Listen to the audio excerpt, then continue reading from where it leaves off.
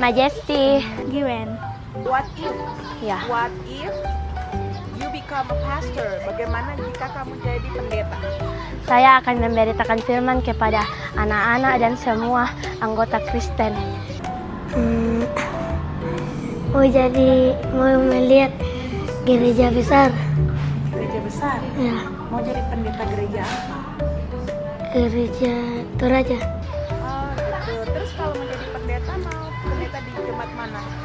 Jemaat Malango. Oh di jemaat Malango.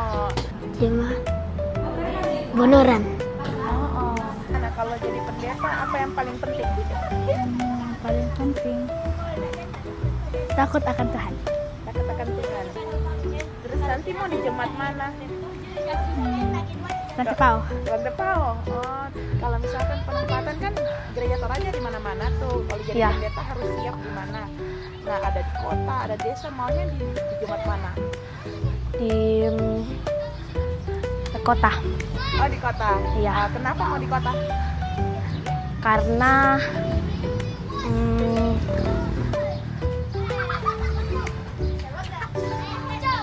Karena di kota lebih banyak orang yang belum mengetahui apa namanya berdosa dan tidak berdosa. Desa. Desa, kenapa pilih di desa? Karena saya suka di sana.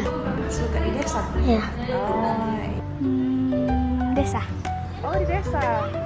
Kenapa pilih di desa?